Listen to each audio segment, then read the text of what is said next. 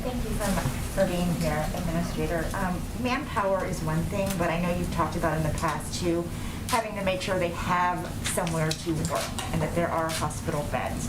So for these 6 particular states and hospitals that have been identified, are you building out capacity, adding more physical space for the teams to work? In these specific states, these 6 states, we are just sending staff. That is the request that they had.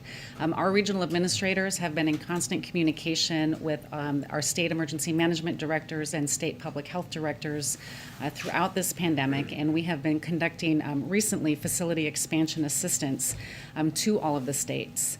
Right now, we've had a few states that have requested some assistance in helping to identify where they may be able to expand, but we've had no specific requests to expand hospital capacity outside of maybe setting up a tent outside of their emergency room to be able to support triage efforts. Thank you. Alex? Oh.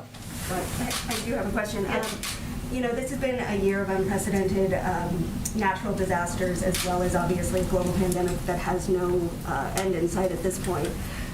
Are you largely relying on ARP funding, or are you hoping to get more funding from the administration going forward as we're looking at another year of ongoing challenges? Yeah, the funding that FEMA uses is through our disaster relief fund, and right now for all the requirements that we have on our plate, we have enough funding within that to meet all of those demands.